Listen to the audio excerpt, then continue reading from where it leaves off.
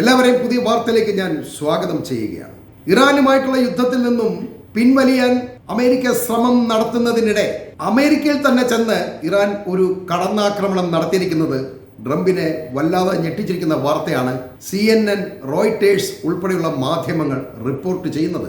അമേരിക്കയിലെ പെട്രോൾ പമ്പുകളിലെ സംഭരണ ടാങ്കുകളിലെ ഇന്ധന അളവ് നിരീക്ഷിക്കുന്ന ATG സംവിധാനങ്ങൾ, അതല്ലെങ്കിൽ ഓട്ടോമാറ്റിക് ടാങ്ക് ഗേജ് സംവിധാനങ്ങൾ, ഗ്യാസ് മോണിറ്ററിംഗ്, ജലസംവിധാനങ്ങളുടെ ഇൻഫ്രാസ്ട്രക്ചർ സിസ്റ്റങ്ങളെല്ലാം ഇറാനിയൻ ഹാക്കർമാർ തകർത്തതായിട്ടാണ് റിപ്പോർട്ടുകൾ പുറത്തു വന്നിരിക്കുന്നത്.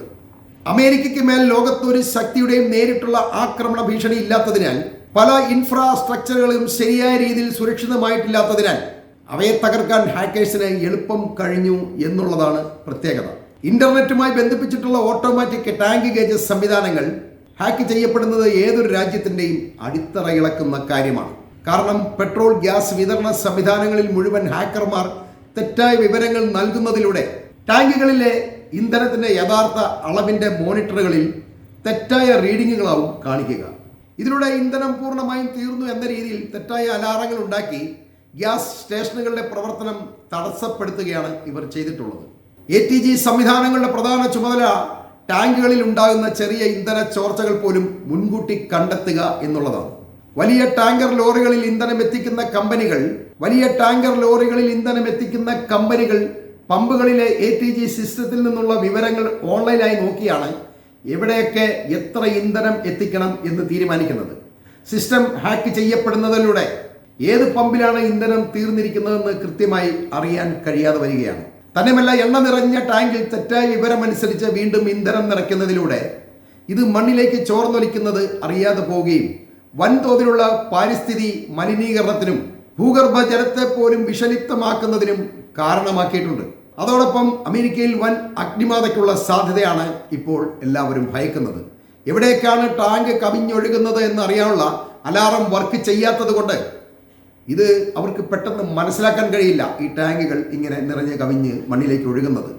ഒരേ സമയം നിരവധി ഗ്യാസ് സ്റ്റേഷനുകളിലെ സിസ്റ്റങ്ങൾ ഇത്തരത്തിൽ തകരാറിലായതിനാൽ അമേരിക്കയിലെ പല പ്രദേശങ്ങളിലെയും പെട്രോൾ, ഗ്യാസ് വിതരണ സംവിധാനത്തെ ബാധിച്ച് പൊതുജനങ്ങൾക്കിടയിൽ അത് വല്ലാത്തൊരു പരിഭ്രാന്തി സൃഷ്ടിച്ചതായി റിപ്പോർട്ടുകളുണ്ട്.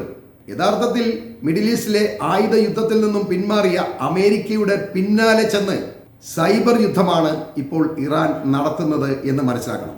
ഇത് തന്നെ ഇറാന്റെ വിജയത്തെ ബലപ്പെടുത്തുന്നതാണ്. അമേരിക്ക പുറകോട്ട് പോകും തോറും അവരുടെ പിന്നാലെ ചെന്ന് ആക്രമിക്കുന്ന ഒരു രീതിയാണ് ഇപ്പോൾ ഇറാൻ തുടരുന്നത്. ലോകത്തെങ്ങും ഇപ്പോൾ അമേരിക്കയ്ക്ക് നിൽക്കാൻ കഴിയാത്തൊരവസ്ഥയാണുള്ളത്. ഒരു പരാജയത്തിൻ്റെ എല്ലാ ലക്ഷണങ്ങളുമാണ് ഇതിലൂടെ നമ്മൾ മനസ്സിലാക്കേണ്ടത്. തിരിച്ച് അമേരിക്ക ഇതേ പണി ഇറാന് കൊടുക്കാമെന്ന് വിചാരിച്ചാലും നടക്കില്ല. കാരണം ഇറാൻ ഉപയോഗിക്കുന്നത് ചൈനയുടെയും ഇറാന്റെയും സ്വന്തം ഇന്റർനെറ്റുകളാണ്. അമേരിക്കൻ നെറ്റ്വർക്കുകൾ അവർ സർക്കാർ തലത്തിൽ ഒന്നിനും ആശ്രയിക്കുന്നില്ല. ഇത് കാരണം അമേരിക്കയുടെയോ ഇസ്രായേലിൻ്റെയോ ഹാക്കർമാർക്ക് ഇറാനിയൻ നെറ്റ്വർക്കിൽ കടന്ന് കയറാനും കഴിയില്ല. ഇറാന്റെ ആണവ പദ്ധതികളോ അവരുടെ ആയുധ ശേഖരങ്ങളുടെ ഏകദേശ വിവരങ്ങളോ പോലും അമേരിക്കയ്ക്ക് കണ്ടെത്താൻ കഴിയാത്തത് ഇക്കാരണം കൊണ്ടാണ്.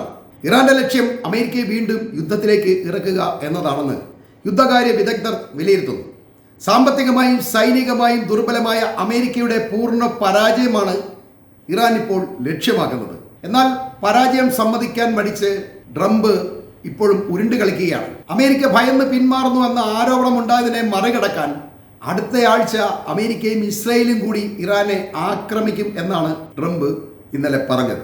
അഥവാ ഇനി ഞങ്ങൾ ആക്രമിക്കാതിരിക്കണമെങ്കിൽ ഇറാന്റെ ആണവ സമ്പുഷ്ടീകരണം 20 വർഷത്തേക്ക് നിർത്തിവെക്കുന്നതിൽ തനിക്ക് സമ്മതമാണെന്നും ട്രംപ് പറയുന്നുണ്ട്.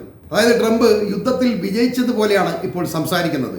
ഇറാന്റെ ആണവ പദ്ധതി 20 കൊല്ലത്തേക്ക് നിർത്തിവെച്ചാൽ ഞങ്ങൾ ഇനി ഇറാനെ ആക്രമിക്കില്ല എന്നുള്ളൊരു ധ്വനിയാണ് അയാൾ ഇപ്പോൾ പറയുന്നതിൽ നിന്നും നമുക്ക് മനസ്സിലാകുന്നത്. എന്നാൽ ഇക്കഴിഞ്ഞ മാർച്ചിൽ 11 ബോംബുകൾക്ക് ആവശ്യമായ 60% യുറേനിയം സമ്പുഷ്ടീകരിച്ചത് തങ്ങളുടെ കൈവശമുണ്ടെന്നാണ് ഇറാൻ ചർച്ചയിൽ തന്നോട് സമ്മതിച്ചതായിട്ട് വിറ്റ്കോഫ് പറയുന്നത്. ഇതിനർത്ഥം അമേരിക്കയെ ഇറാൻ വെറുതെ വിടാൻ പോകുന്നില്ല എന്നതിൻ്റെ സൂചനയാണ്. ഈ വാർത്തകൾ ഞാനിവിടെ അവസാനിപ്പിക്കുകയാണ്.